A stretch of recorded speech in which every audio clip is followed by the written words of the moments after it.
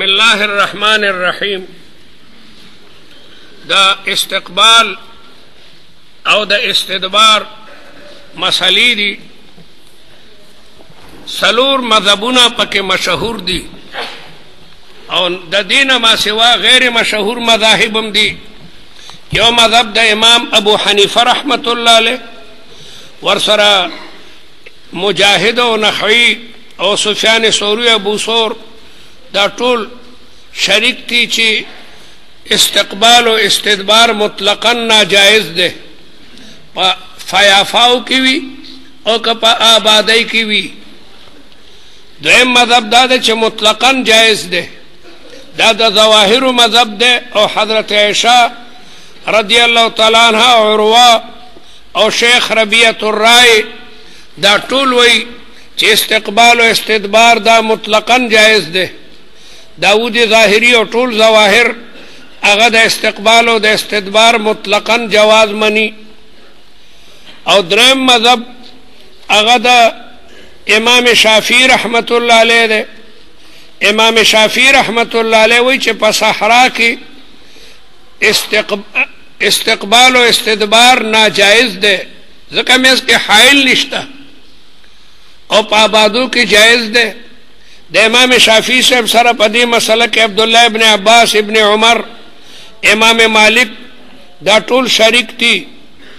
څلورم مذهب د امام احمد ابن حنبل له چې استقبال ناجائز ده، ځکه د مبال طرف هغه مخامخي او استدبار جائز ده مطلقاً. دا څلور مذهبونه دا مشهور مذهبونه دي، او نور مذهبونه هغه د ډېرو لږو لږو کسانو دي. هغه دا چې استقبال ناجائز ده او استدبار په آبادی کې جائز ده. استقبال مطلقاً ناجائز ده، آبادی وی او که غیر آبادی وی. ہاں استدبار په آبادی کې جائز ده. دا د امام ابو یوسف رحمت الله علیه مذهب ده. شپږم مذهب دا ده چې استقبال او استدبار دواړه په دواړو قبلتینو کې ناجائز ده، خوا قبله اولای او کدا قبله وی. په قبلتینو کې استقبال او استدبار دا دواړه ناجائز دي. دا د محمد ابن سیرین او د ابراهیم نخعی مقصد ده. یوازې استقبال او استدبار د خانه کعبه باره کې نه ده، بلکې مخکینی قبله چې هغه مسجد صخره ده هغې ته هم استقبال او استدبار ناجائز ده. نو دا شپږ مذهب شو. او اوم مذهب دا ده چې دا د استقبال او د استدبار ممانعت صرف د مدینه منورې د خلکو د پاره ده، د نورو د پاره نه ده. ځکه د رسول الله مخاطبین فلا تستقبلوا القبلة ببول ولا تستدبروا کې صرف هغه اهل مدینه دي. هغه وایي د مدینه خلک به استقبال او استدبار نه کوي، د نورو خلکو د پاره استقبال او استدبار دواړه جائز ده. او یو مذهب دا ده چې دا استقبال او استدبار دواړه مکروه تنزیهی دي، مکروه تحریمی نه دي. او دا یو روایت د امام ابو حنیفه نم ده. نه بیا اړو تعارض شته نه. کم کسان چې استقبال او استدبار کې دغه نهی په تنزیه باندې محموله چې دا مکروه تنزیهی دي، نو مکروه تنزیهی د جواز سره بیا جمع کیږي. نه بیا اړو روایتو کې تعارض شته نه. بعض روایتو کې راځي چې استقبال او استدبار مکوئ، او بعضو کې ثابت ده. نو پته ولګي د چوي دا مکروه تنزیهی دی، مکروه تنزیهی د جواز سره جمع کیږي. فلا تعارض بین الروایات. او یو مذهب دا علامه بزدوی ده. علامه بزدوی وایي چې دا اساءت ده. اساءت د کراهت تحریمی او د تنزیهی په منځ کې یو درجه ده چې تنزیهی نه لږ زیاتی او تحریمی نوی. دا اساءت یو درجه ده په مابین د مکروه تنزیهی او د مکروه تحریمی کې. نو دا مذاهب هم شته، لیکن دا د ډېرو لږو کسانو دي. د امام ابو حنیفه رحمت الله علیه مسلک په ټولو باندې د دلایلو په اعتبار باندې قوي ده.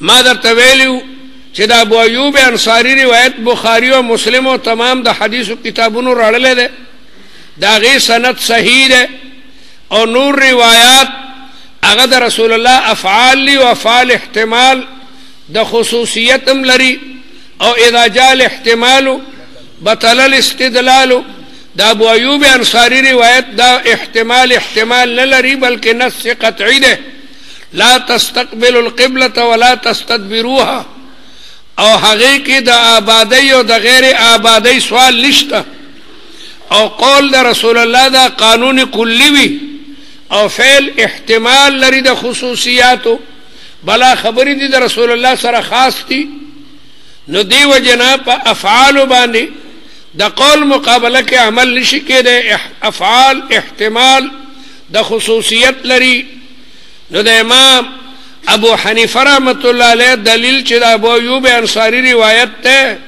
دا قول قانون کلی وی بلدا چې دا محرم ده او کوم روایتونه چې جواز معلومیږي هغه مبیح دي د محرم او د مبیح تعارض راشي ترجیح محرم ته ورکې دی شي بل د امام ابو حنیفه رحمت الله علیه مسلک معلوم السبب ده او افعال ما درته وی چې احتمال له خصوصیت لري بل د امام ابو حنیفه قول اوفق بالقرآن ده قرآن مجید کې د شاعر الله بارک راضی ومن يعظم شعائر الله فإنها من تقوى القلوب او ومن يعظم حرمات الله فهو خير الله د شاعر باقاعده احترام بکې او د ټول للو شاعر هغه خو بیت الله ده شاه ولی الله سوي چې اصول د شاعر الله سلور دي بیت الله وکتاب الله ورسول الله والصلاه او دا نور د تمام دنیا جماعتونه د دغه لوی شاعر فروع دي فروع دي كل ما يذكر الله برؤيته فهو من شعار الاسلام علماء من شاعر الله دي ذکر حدیث کرا دی عباد الله اذا رؤوا ذکر الله بندگان خدا غدي چې دا غي په لیدو سړی ته خدای را یادېږي دیو بزرگ مجلس کې کېناستي او د تقوا د پرهیزګاری صفات تر کې پیدا شو د دنیا فنایت تر تسرګن شو او مولا ته او الله ته متوجه شو پوښه چې دا بندگان خدا دي او کنه د سړی په مجلس کې کېناستي او بنگلو ته د شوق پیدا شو موټرو ته بعضی پیران زرق برقی او بلا شالونو قسمه قسم چوغي او 300 رومبالونه د سرو د موټرو ته سندر غوړه سو کې منډای ته بوزي د پدې زرق برق باندې پیرینه کیږي یا لولي بورډونه لیکلي لولي بورډونه زه په ده باندې نه په بورډ باندې سړې بزرګ کیږي نه چې تا دغه په مجلس کې کینو زبردستي بنگلی وی او زبردستی موټری وی تیر چې دغه سیو موټر د مامي خوشه کدو ده چې ورته ونو ګوري عباد الله اذا رؤوا ذکر الله بندگان خدا هغه دي چې دغه په مجلس کې سړی ته رب العالمین جل جلاله یادېږي حاتم اسم د کونو خو د یو ویند د پاره ځان کون کړو د خپل ویند نه بعد لاړل ریح ما صوت دا ډېر شرمنده شو چې وي حاتم به ما د आवाज اوري د پیدا نه غره کو بیا هغه څه خبره کوله بچی لک پزور وای دا ما د وګ لک دروند ا خوشاله شو چې د بغرب نی اوریدل د چکم دنو کون ده په حاتم اسم باندې مشهور وډوند نو لیکن چې د مرګورو کور ته بوراغه دروازه به وډه بولل بیا داسې بو ممکنه د سوکلوی جینې روزي او د ماستر کې په ناګه جینې بلاړه پلار ته به وی یا وینځه براغلی و ورته به وی صدیقک الاعمى جاء ستا غډون مرګره راغلډون نو لیکن د تقوا د وجره به نظر خطه ساتلو دی او د حج روانو مرګري ورسره چا ورته د دې کلی قاضي صاحب ډیر نه جوړ دی ویاره تاسو خو پکار دی عیادت ته مریض دا د عبادت نفلی نه خره او بیا د عالم او د قاضي مرګور ته وی زید بدر پسې درشم د دې کلی قاضي نه جوړ دی چې تاسو کوم ورغه د قاضي د کور ته پوس کوي ورغه یو لو دروازه د پاغي چوکیدار ولاړ دی دوی د خدا قاضي صاحب ته پوس تدم وی خبر شه چې دروازه کې ورننوتو زبردست باغونه دي، چمنونه دي، آبشارونه دي. بیا بله یو دروازه او په هغې ورننوتو، هغې کې بیا عجیبه مهمانخانې وي، پوره یو لوی په میلونو کور. بیا قاضي صاحب په کټ کې پروت و، بلا دنیا ورسره وه او دا قسمه قسم نعمتونه او څه دوی چې د تپوس ته راغلی ملګري مې حج ته روان دي، خو رالمه چې ستا تپوس کوم څنګه حال دی، طبیعت مو ښه دی، الله مو صحت نصیبه کا، خدای دې د قضا دپاره ډېر عمر درکړي. یاره جي قاضي صاحب زما لږ د اودس کې شک چې د اودس څنګه کول پکار هغه وی بچیا دغسې به چې کوم دنو دغه وکړو، بیا به لاسونه ووینځې او استنجا به وکړو، بیا به خوله کې اوبه واچوې، بیا پوزه کې، بیا په مخ به 3 لپې واچوې.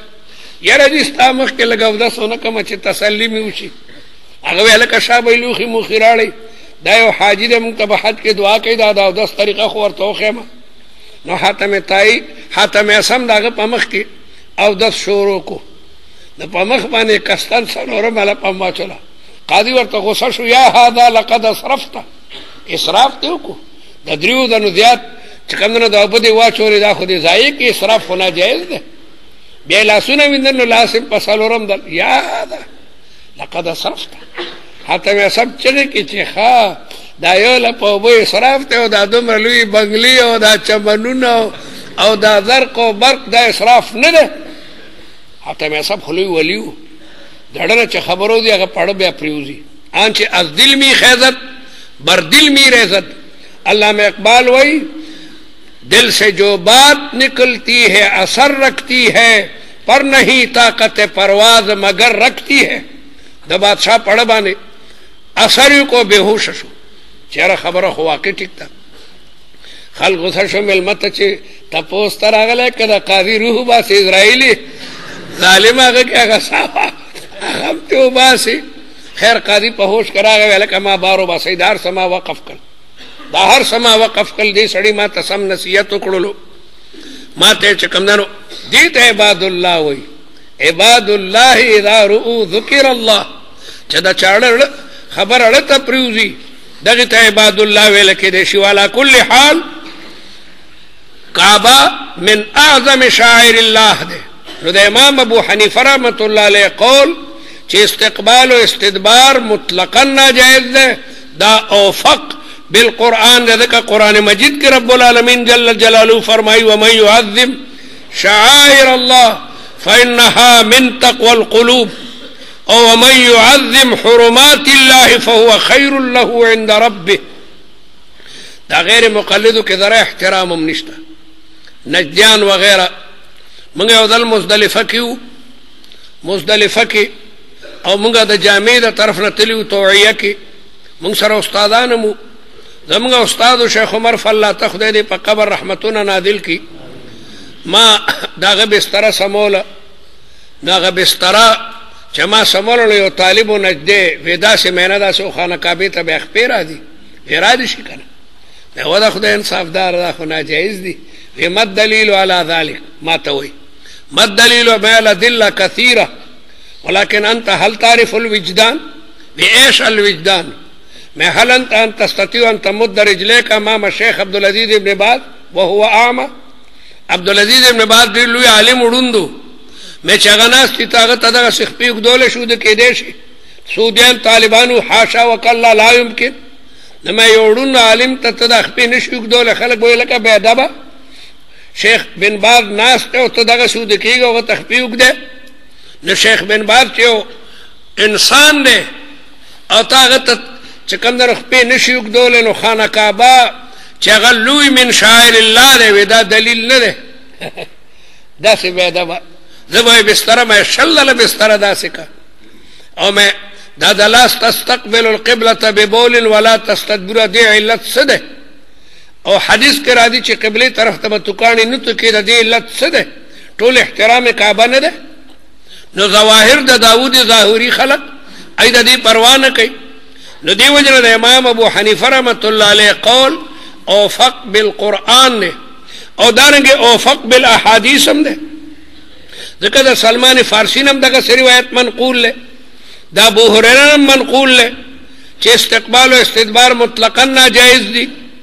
بل امام ابو حنیفه دلیل مؤید بالقیاس هم ده، مؤید بالقیاس رسول الله وی من تفل تجاه القبله چا چې د قبلې طرف ته توکاڼو توکل جاء يوم القيامه وتفله بين عينيه اتوکاڼي بدل ته پراته خانه کعبه طرف ته توکاڼي نه توکي حالانکه توکاڼي پلیت نه دي توکاڼي سړی تیرولم شي نو چې توکاڼي په جانب قبله نشکول نو واړه بول لوی بول څنګه په جانب قبله کول شي نو د امام ابو حنیفه رحمۃ اللہ علیہ قول دا مؤید بالقیاس هم ده بلدا چې احترام د قبله تجزی نه قبله چې خاریو کې خیر ده او نورو کې خیر نه ده تجزی او تقسیم دا نه قبله بلدا چې ته د رسول الله په قول باندې استدلال کې ابن عمر وایي چې د بیبي حفصه په کوټه چې برو ختم نو پیغمبر علیه الصلاۃ والسلام هغه به جانب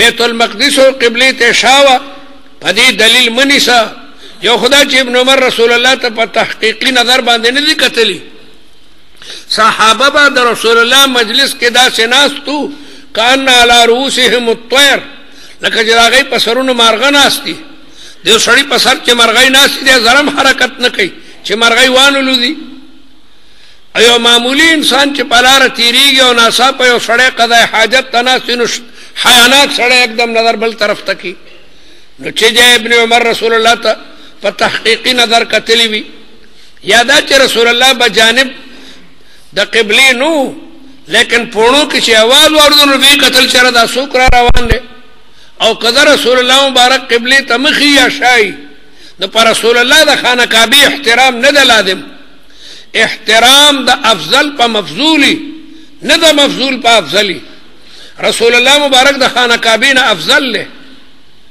د پیغمبر علیہ السلام د مبارک بدن سره چې د قبر کما مبارکه خاور لګیدلی ده ائمه اربعه په دې باندې متفق دي چې ان التراب الملصق بجسد النبي صلی الله علیه وسلم افضل من كل شيء حتى من العرش والكرسي واللوح والقلم د عرش او د کرسی او د لوح او قلم نم هغه څه کم نه افضل ده بعد خدا بزرگ تی قصه مختصر لا يمكن الثناء كما كان حقه بعد خدا بزرگ تی قصه مختصر یا صاحب الجمال ويا سيد البشر من وجهك المنير لقد نور القمر یا لقد نور القمر رسول الله مبارک افضل ترین کائنات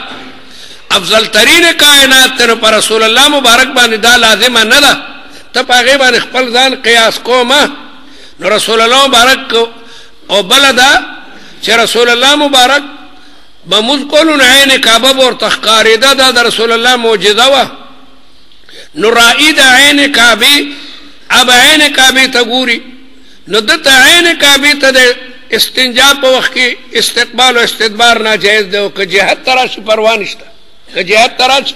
پروا نشته نو دی وجنه د رسول الله مبارک په ذات باندې نور خبره مکه اس کوا هغه وی د عراق حدیث سره بس کوي یو حدیث ته عراق د حضرت عائشہ رضی الله تعالی عنها نقل کړي حضرت عائشہ رضی الله تعالی عنها فرمایي چې رسول الله مبارک ته چا د یو قوم ذکر وکړو چې جلد کې څه خلق ته او هغه قبلی طرف ته مخ غړل دا ډیر لوی جرم غني چې قبلی طرف ته موږ مخ نه کو او هغه دا خبره دومره اهمه غني چې عام مجالس کې بجانب قبله نه کینی چې سړی دا سناستي قبله ته مخي نو خو د ماده دي ذکر توجه دې په دام ناجایز ده قبله ته سناسته کې ناسته نه کوي هغه دې خبره ته دومره لوی اهمیت ورکړې ده چې استقبال او استدبار چې هر کله ناجایز ده نو موږ به داسې مجلس نه کوو چې موږ مخ په جانب قبله چې مخ په جانب قبله ته نو دا عذاب مغه طرف ته متوجي نو هغه ناستم پریخي ده نو رسول الله مبارک خپشو چې دومره غلو خونه ده پکا زما مقصد خدا دې چې سړی او د اسمات کوي نو دې په دې مخ نه کوي د دې خدا معنا نه ده چې سړی دې ناستم داسې نه کوي نو رسول الله دا غي د غلو د لرکولو د پاره دا وی چې لکه د قبله ته مخ کومه خذه بالموت حتى يرضى بالحمى نو رسول الله دا غي د غلو درت کولو د پاره دا خبر وکړه پیغمبر سلام پیغمبر علیہ الصلوۃ ذکر عند رسول الله قوم، د رسول الله مبارک په مجلس کې د یو قوم تذکره شو، یکرهون ان یستقبلوا بفروجهم القبله. پیغمبر علیہ السلام اوراهم قد فعلوا، هغه دا کار کوي چې پرشتیا دومره زیات دغه استقبال ناجایز ګڼي چې په عامو مجالسو کې مروبه قبله نه کینی. رسول الله فرمایل استقبلوا بمقعدتي قبل القبله، زما د بیت الخلا هغه خخت چې دی هغه په طرف قبله کوي. کوم ځای کې چې سړی کینی اکثر په دې بیت الخلا کې خلکو دوه خختي خیا اوچت ده چې په هغې ناست یو قضای حاجت کوي. رسول الله د غصې د وجې نه ووایي چې زما مقعدتین به جانب قبله کوي چې د دې خلکو دا غلو رکه شي. په دې باندې ظواهر او داود ظاهري استدلال کوي. ام المؤمنین حضرت عائشہ فرمائی چې ذکر عند رسول الله قوم، رسول الله صلی الله علیه قوم تذکره شو او یکرهون ان یستقبلوا بفروجهم القبله.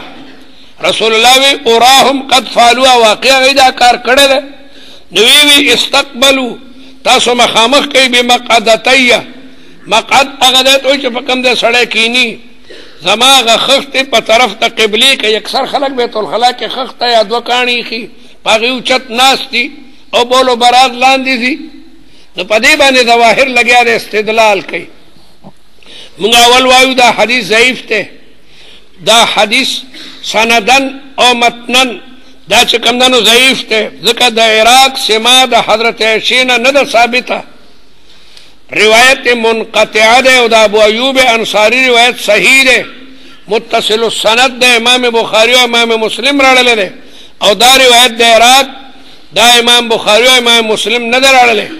علماء د دې په سند باندې اعتراضات کړی دي. دا روایت صرف ابن ماجه ذکر کړی ده.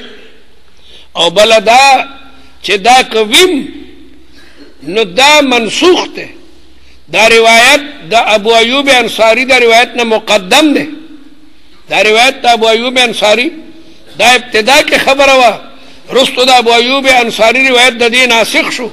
هغه کې من را لا تستقبل القبلة ببول ولا تستدبروها، نو منسوخ قابل عمل نی، منسوخ باندې به عمل نکې. او که منسوخ نم وي نو مانن بیا دې کې کمزوریا تیا ده. یو طرف ته رسول الله منع فرمایي چې لا تستقبل القبلة ببول ولا تستدبروها، او صحابو کې په دې حدیث باندې عمل دومره زیات شو چې خلق بیا داسې مجالس کې ممرو به قبله نه کېناستل. نو ولې رسول الله هغه عمل دی ته بیا خرابوي چې خیر دې مخ کوي؟ نو دې وجه نه دا کېدی نشي چې یو طرف ته رسول الله نهي فرمایي او بل طرف ته په قوم کې چې د خانه کعبې ادب پیدا شو او هغوی به دومره احتیاط کولو نو بیا یې لګیا دی منع کوي. نو دې وجه نه مانن هم دا روایت هغه کمزور دی. نو دې وجه نه د دې په مقابله کې د ابو ایوب انصاری روایت چې هغه صحیح دی او د ابو ایوب انصاری د روایت تایید سلمان فارسی پر روایت او د ابو هريره پر روایت باندې کیږي. نو دې وجه نه دا دلیل ساقط الاعتبار دی. تر دې چې امام بخاری وایي چې د عراق سما د حضرت عائشہ نه ده ثابته، بل په دې کې خالد د عراق نه نقل کوي او خالدم د عراق نه دی اوریدل. دوه انقطاع په یو سند کې موجود شو. خالد چې راوی دی او د عراق نه نقل کوي، دا خالد سما د عراق نه ده ثابته، بیا د عراق سما د ام المؤمنین نه ده ثابته. امام احمد او بخاری دواړه وایي. نو په دې صورت کې دا روایت یا منسوخ معنا او یا چې کوم دنو ضعیف المعنا معنی نو درست کیږي.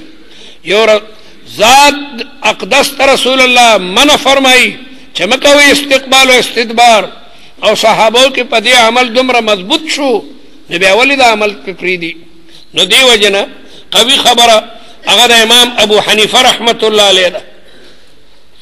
تعظیم د قبله دا لازم ده، تعظیم د قبله دا لازم ده.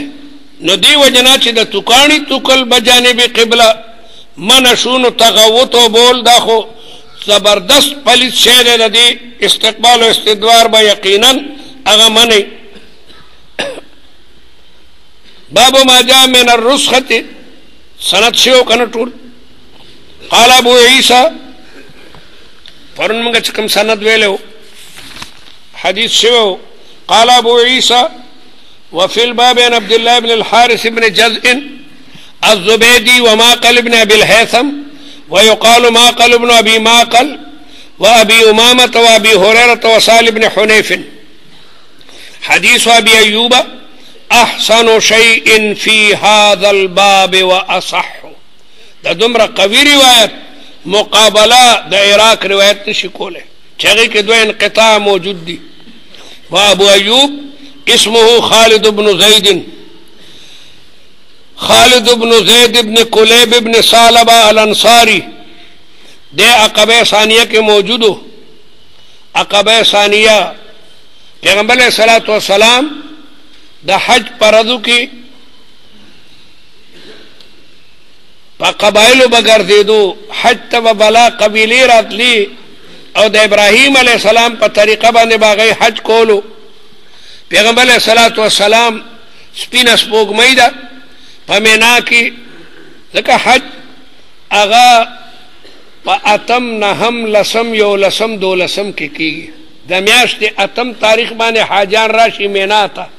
د میاشتې اتم د اتم شپې سپوږمۍ څومره ښه اوچته وي. د درېیمې شپې سپوږمۍ تر ماسخوتن بانګه پورې باقاعده موجود وي. د درېیمې نو د اتمې شپې سپوږمۍ به څومره اوچته وي. پیغمبر علیہ الصلوۃ والسلام مینا کې د جمرۃ العقبہ سره خوا کې یو قبیله وغه خپل کې خبرې کولې. رسول الله مبارک ورغه سلام په واچول هغه اهلا وسهلا ويا مرحبا بكم.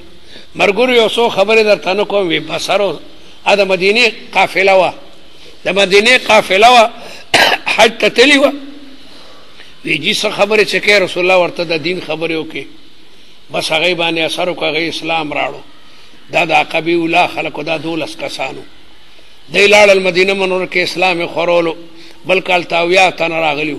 پاغه کې د ابو ایوب انصاری مو عقبه اولا کې 12 کسان بیا عقبه ثانیه کې اویا تن دینه بیا مدینه منوره کې لګیا دي. بیا په بل چراغ رسول الله مبارک ته دعوت ورکو جی راځه دا خلک دلته ته تکلیف و دیتونه درکې راځه مدینه منور ته ټوله مدینه ستا مرګری ده. نو ده چې کوم دنو عقب دغه کې راغلو دویم دل باندې او دغه وخت کې چې کوم دنو اسلام راړل دي او ده د بدر په جنگ کې باقاعده شریکو او رسول الله اړمنه د ملمو پیغمبر اسلام چراغ او په قباء کې او آتش په وکړلې. اول رسول الله قباء ته تلو او آتش په ال ته وکړي. بیا د قباء نه راغ مدینه ته نه پلار کې ده په دې ورته قبیله وته وی جهلو بایل لادت ولودت زمونږ بل مشجی مونږ سره مټیم ډیر دي سامان هم ډیر دی. رسول الله وی دماو خپرې دی فینها ماموره.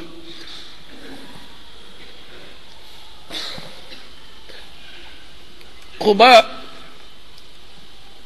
د مدینه منوره 2 میله لري د پلاره کې بلا قبایلو او ټول قبایل راوتی هر یو به هلم الى العدد والعدد.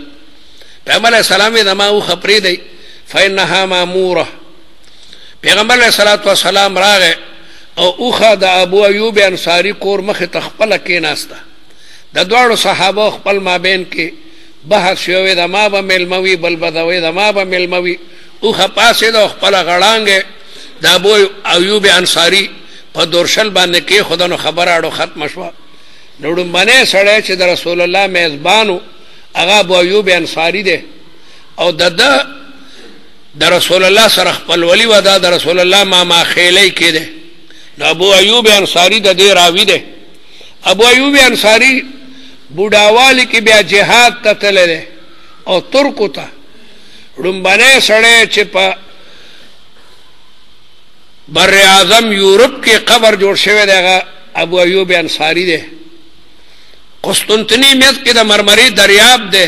نو دې طرف ته علاقه د بر اعظم ایشیا کې ده او هغه بل طرف هغه بر اعظم یورپ ته. نو د یورپ په ځمکه کې ړومبنی صحابي چې دفن شوی دی هغه ابو ایوب انصاری دی.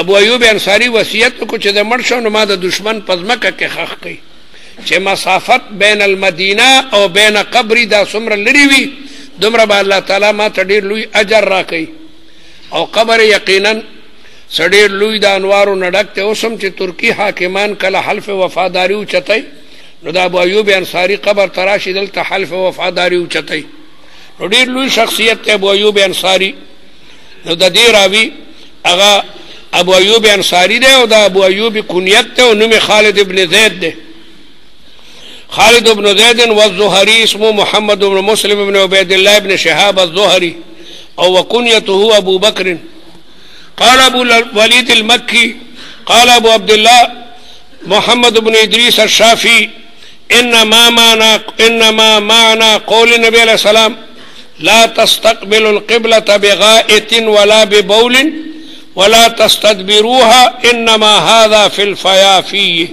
یا في الفيافة فيافي دا فيفا جمع دا فيفاء الصحراء الملساء اغا صحراء ته وي چې بوټه موټه پکې نه وي فیف په لغت کې مکان متسع ته وي الفیف المکان المتسع او دا فیف جمع را دي افیاف او فیوف او دا فیافا دا فیفاء جمع دا لك صحراء دا صحراء جمع دا نو انما هذا في الفيافا یا في الفيافي واما في الكنف او پاتو شو بیت الخلاگان کنف دا کنیف جمع دا کنف دا کنیف جمع دا کنیف بیت الخلا توي دورة المياه هم ورتوي بلانو منا ما مخ کې ذکر کړي المبنیه یو سړی چې پکور کې بیت الخلا کې وی له رخصه فی استقبلها د امام شافعی رحمت الله علیه دا روایات تمنع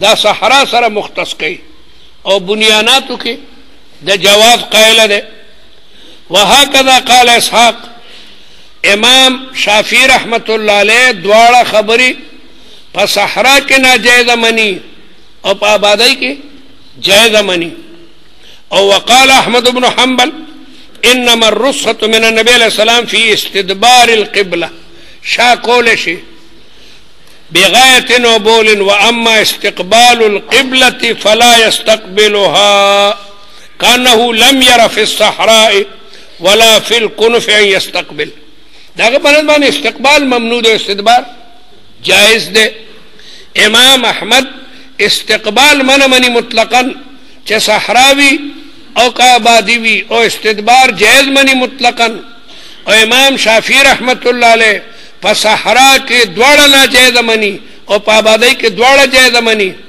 امام صاحب دواړه ناجائز منی صحراوي او کا آبادی وی او ظواهر دواړه جائز منی هر د کچی دا څلور مذهبونه هغه غټ مذهبونه دي باب ما جاء من الرخصة في ذلك امام ترمذی هغه روایت راړي چې کوم کې د رخصت ذکر ده وبي قال حدثنا محمد بن بشار ومحمد بن المثنى ګرد امام صاحب دا دلایل یا هیر نه کوي دا بیان لري اکثر پرڅه کې دا سوال را دي سیمائی یا ششمائی یا سالانہ کے دا سوال کثیر الدوران فی الامتحانات طالب وقتاً فوقتاً سبق یادوئی سبا ته مپرد چې سبا به یادوم بلا وقت در سره طالبان باقاعده تکرار کوي او تکرار کې درې یا څلور تنه غړ تکرار دی اتوي ما څومره طالبان چې ډیری دومره تکرار نه کیږي محمل طالب پکې کسی شروع کی نو تکرار دی ته وای چې لکه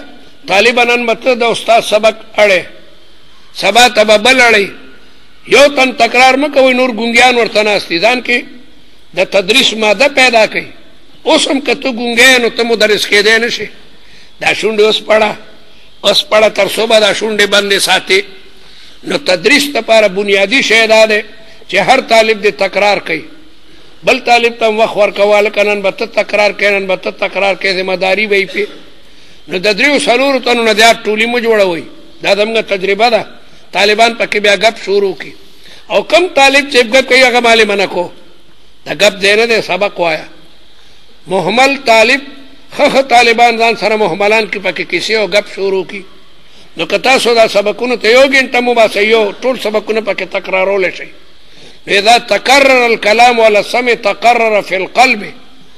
نو اوس دینه چې تاسو محنتونه کوئ بیا به درته امتحاناتو کې دومره تکلیف نه وي. نو دې وجه نه محنت کوئ. دا ډېر اهم کال د دورې په کال د تمام علومو تکرار کیږي. کله نه کله مولا پکې د صرف مسله راړي، کله د نحو مسله راړي، کله د منطق مسله، کله د ادب خبره، کله. نو دې دپاره خپل قیمتي اوقات دا علم ته متوجه کوي. ګپونه شپونه خوبونه هم کم کوي، خوب کم کوي، اوږدې اوږدې شپې دي. بله روټۍ کمه کوي. د اثنینو په ځای واحده استعمالوي. طعام الواحد يكفي الاثنين. من قل طعامه صح بطنه. کم گفتن و کم خوردن. کم خوردن چې لږه خوري، کم خفتن چې لږو د کېږي، او کم گفتن چې کړتې کمې کوي. کړتې مه کوه. بار طالب د ملکڼ مشین یا بس خبرې کوي، سبق ته مخامخ شي. وعلى كل حال د امام صاحب دا دلایل باقاعده یاد لرئ، پړې ولیکئ. باب ما جاء من الرخصة في ذلك. او تاسو ته به د امام صاحب چې کوم دی نو هغه علم معلوم شي ته امام صاحب په حدیثو څومره لوی نظر دی، څومره لوی نظر دی. طالب چې حدیث وایي ته پته ولګي چې څومره لوی نظر د امام ابو حنیفه للروایات دی، دا بل چا نشته د بل امام. وبه قال حدثنا ابن بشار ومحمد بن المثنى. بل امام صاحب هر مسله کې احتیاط دی.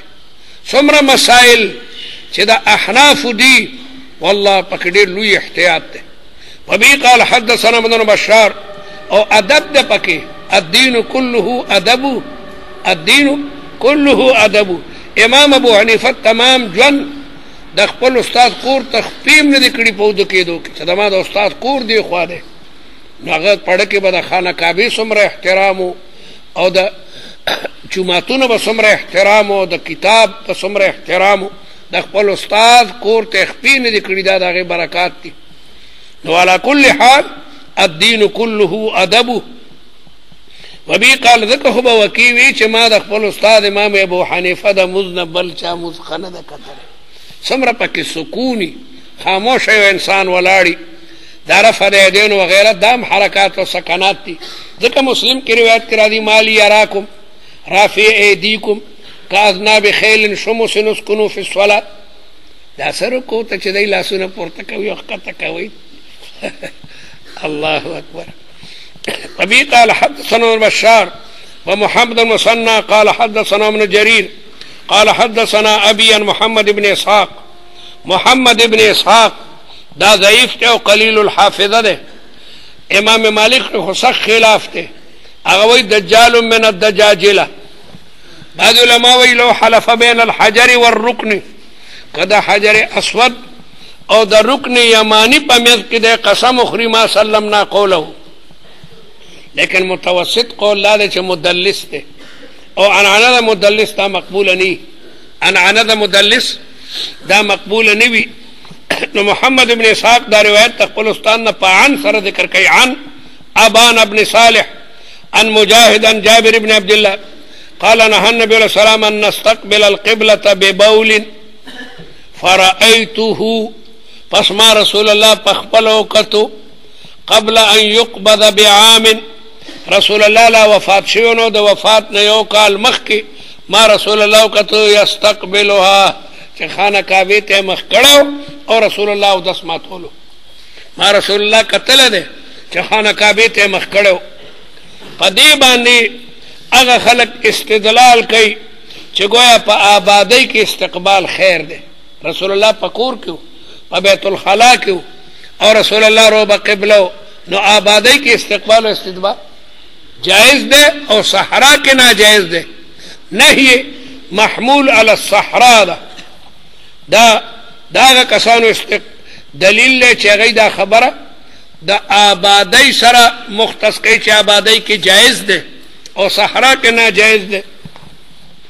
احناف یو د خدای انصافدارو په دې روایت باندې استدلال مه کوئ، ځکه دې کې د رسول الله فعل مبارک ته او هغه د ابو ایوب انصاری روایت هغه قول له قول قانون کلی وی او دلته رسول الله افضل له خانه کعبه نه په افضل باندې ادب د مفضول نوي بلکې په مفضول باندې ادب د افضلی نو په دې باندې نور ځانو خبره ما قیاس کوي. بل دا چې د رسول الله خصوصیت دا او چې هغه ته عین کعبه ښکاري ده نو عند الحاجت عند قضاء الحاجت پیغمبر ته عین کعبه ته مخنا جایز او که جهت ته کعبه ته راشي پروا نشته ده. یا ممکنه ده چې په دغه ځای کې چې کمدنو بیت الخلا انتهایی تنګ وه نو مجبوري وه د مجبورۍ د وجې نه ضرورت باشد روا باشد. اذا جاء الاحتمال بطل الاستدلال. وفي الباب نبي قتادة واشت وعمار قال ابو عيسى حديث جابر في هذا الباب حديث حسن غريب وقد روى هذا الحديث ابن لهيعة عن ابي الزبير عن جابر. دا روایت ابن لهیعم کئی.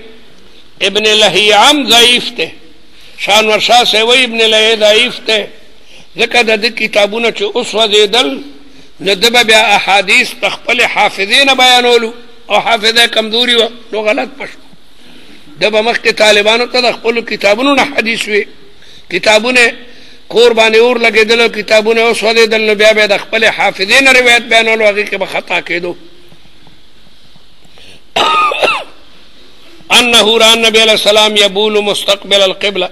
حدثنا بذلك قتيبة حدثنا ابن لهيعة وحديث جابر أنه أصح من حديث ابن لهيعة وابن لهيعة ضعيف عند أهل الحديث.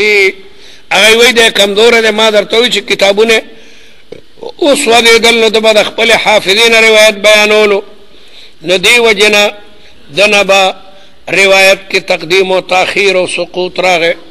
ضعفه يحيى بن سعيد القطان او وغيره من قبل حفظه. وبه قال حدثنا هناد قال حدثنا عبدة بن عبيد الله بن عمر عن محمد بن يحيى بن حبان عن عمه واسع بن حبان عن ابن عمر قال رقيت يوما على بيت حفصة. ابن عمر وی چې دل د خپل خور په کوټه باندې برو ختم حفصه د ابن عمر خور ده او د رسول الله بی ده. بعد دې کې راځي رقیت علی بیتی او بعد کې راځي رقیت علی بیت النبی.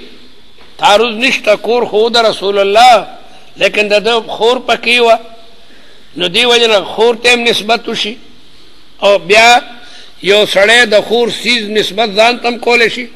ډریور ولاړی د خان موټر ده او تپوسو کې دا ډریور موټر دا چا دی وای زما دی نه زی ډریور هم کړه دا ادنا ملابست توجر نسبت کې دی شي نو تعارض بین الروایات نشته. کله راضی علی بیت النبی کله راضی علی بیت حفصه کله راضی علی بیتی اس تعارض پکې نشته. فرایت النبی علیہ السلام ما رسول الله قط علی حاجتی چې قضا حاجت کولو مستقبل الشام چې شام ته مخو او مستدبر الكعبه رسول الله کعبه تشاوه. په دې باندې امام شافعي استدلال کوي چې په آبادی کې خیر دی په آبادی کې استقبال او استدبار. منع په صحرا کې ده په صحرا کې منع ده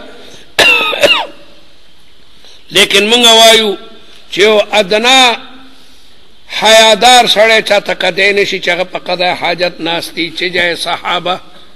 نو ابن عمر رسول الله ته په تحقیقی نگاه باندې نه دي کتلی خیال دار راغی سي خیال یادا چې رسول الله مبارک چې د ابن عمر د قدمونو چغار واوریدو نو رسول الله پونو طرف ته قتل توجه نه ولیکن دی خوشو د خیالو چې شام طرف ته مخ ته اعلان کې شام طرف ته مخ نو ولیکن چغار واوریدو چې دا سوق راخیږي نو په دې وخت د رسول الله مخ به جانب شام شو او قبله ته شا شو. رسول الله مبارک په دې طریقه نو ناس لیکن درا خطو آواز چې وردنو وی قتل نو هغه دا خیالو او کویم نو ما درته وی چې دا د رسول الله د ذات سره وابسته خبره ده او رسول الله افضل ده من الکعبه نو په افضل باندې احترام هغه د مفضول نه لازم. بعدت خدا بزرگو تو یہ قصہ مختصر. ابن قیم بخپل کتاب کی لکھی چھے ابن عقیل ہوئی چھے دمانا چاہ تپوسو کو چھے کعبہ ابتردو کو در رسول اللہ حجرہ مبارکہ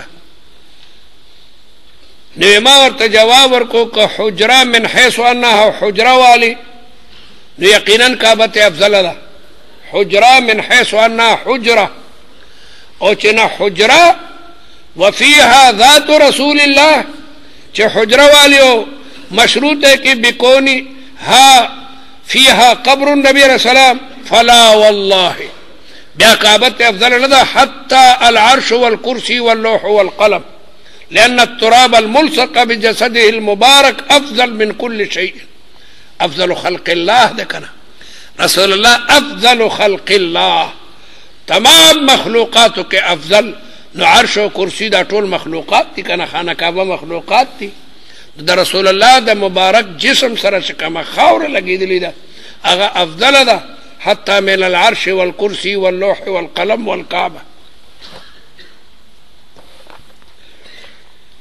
احترام په مفضول باندې لازمي چې هغه د افضل احترام کینو رسول الله مبارک باندې نشته په امت باندې لازم ده نو دی وجنه امت ته د رسول الله سره نه برابرې ادب دغه چې استقبال او استدبار په صحراواتو کې وي او که په آبادۍ کې وي مطلقاً ناجایز ده بس کې دومره کافی